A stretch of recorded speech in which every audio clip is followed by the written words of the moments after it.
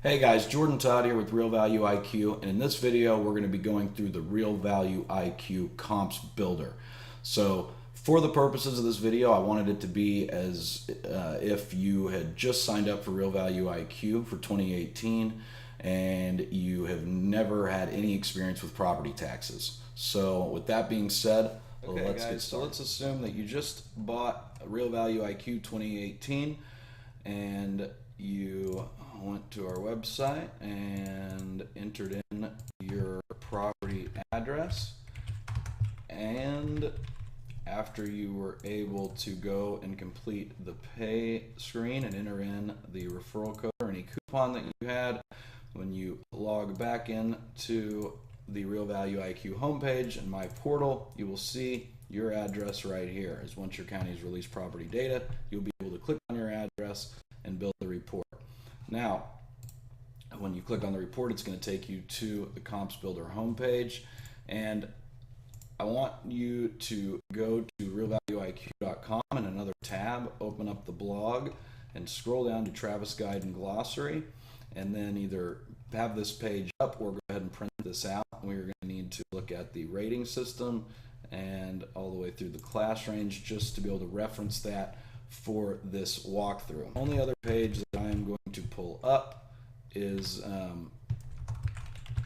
the appraisal district page for located at tcad.org for the property we're looking at, again as a cross-reference. And go ahead and open up the improvement and dwelling as well as the roll value history, and we can just have that open.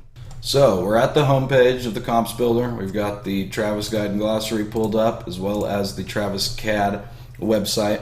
And let's just take a look at the home page in general. You have 4 query options up top. This is square footage range plus or minus, year range plus or minus, detail class and class, as well as the data box over here to the left, and the box where all the properties that you are running per these parameters in the queries will be located.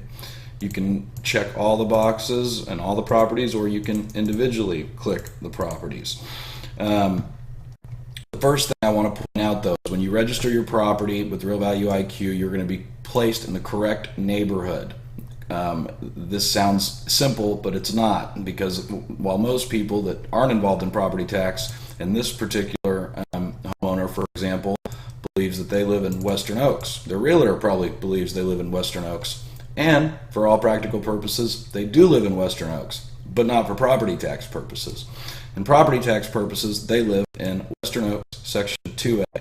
And if you'll notice, over here on the top property tab on the Appraisal District website, you'll see right below on location, address, and neighborhood code, with no other explanation. The number one fundamental reason that property owners typically can't even have a conversation with the appraisal district, because they don't know which neighborhood code they live in. So now that we've discussed neighborhood code, there are 2 other features on the builder that I would like to point out that are new. They have the Start Tour feature and then this Help button feature, and I'm going to cover both of those right now as we go through the Start Tour, which first draws your attention to the data box. So we are on 5304. We are at 5304 Wheeler Branch Circle, which is known to Travis County Appraisal District as property ID number 317927, class code WV5, year built 1983, appraised value 367, 125,000. This will actually be the value from last year. This was the proposed value in this example of last year. But when you access the data this year, or the builder this year, you will have a row that says proposed value. And then last but not least, your square footage for the property. And we have broken down the square footage by foot. So to cross-reference this, your property ID number 317927 at the Travis County Appraisal District website, located at traviscad.org. That is the right address. If you click under the Improvement and Buildings tab, you will see that it was 1,883 square feet and year built 1983, and you see this mysterious class code just to show you the cross-reference. So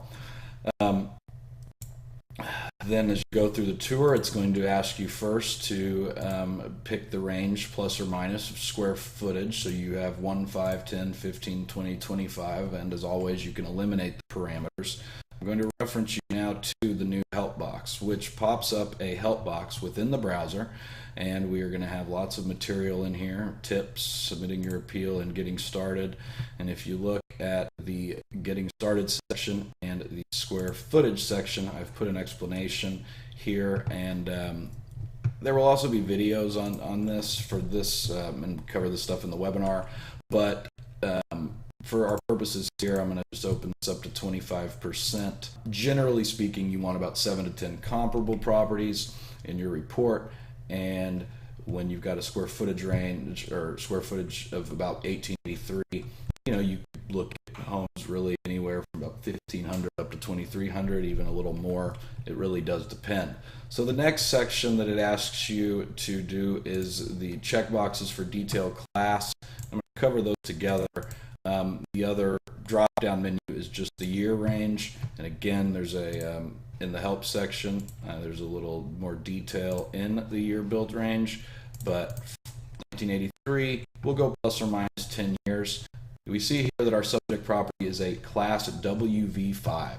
So what does that mean? Well, if we click over to the Travis Guide and Glossary, we're going to see the construction types, and we're going to see right here WV is a wood frame, veneer, or brick or stone.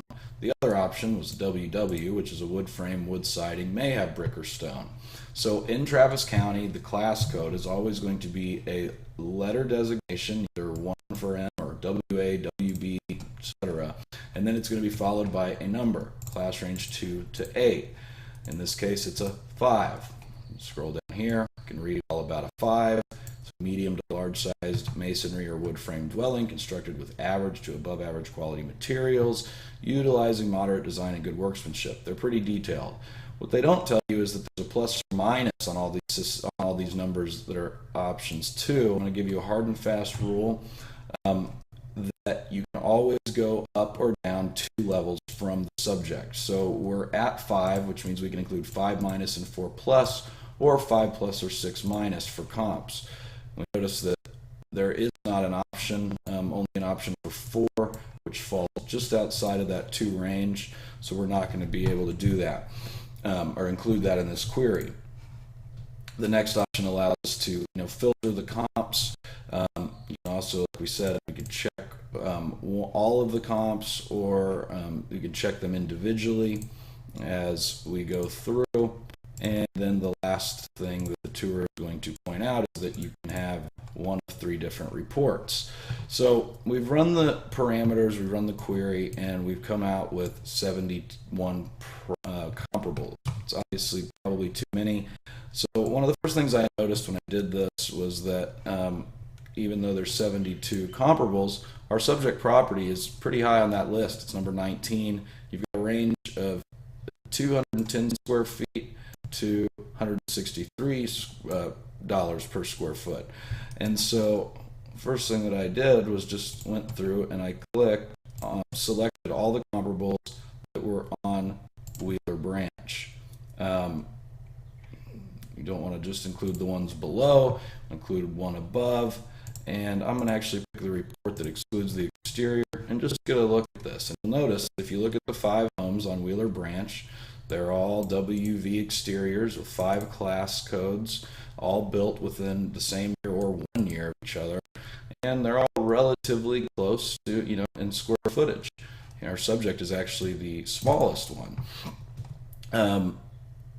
And you'll notice here that the price per square foot are indicated, and lo and behold, you have an opinion of value using the price per square foot. It comes out to $354,000, which is $13,000 less than the proposed value. This is an actual client from last year, and so I wanted to go ahead and show you that this is the report that we did that was produced last year for this client, and you'll see that it had the Wheeler Branch properties, all the WV pluses, use all the parameters. They were actually quite a bit smaller than all the comps we used. It gave them the breakdown, and in addition to just showing you the report, I want to show you that in 2017, this particular client, their proposed value was $366,000, and they were at $321,000 when it was all said and done. So they saved over $1,000 with RealValueIQ. So when you're done with the report, just hit Finalize Report, and you won't get that error screen, and the report will be available in PDF format for you to then move on and submit that along with the other details for your property tax appeal. So guys, thank you for watching. Hope this builder taught you quite a bit, and register today at RealValueIQ.com. Get your referral code, spread the word, get paid, save money. 2018 is the year. This is Jordan Todd with RealValueIQ. Thanks again for watching.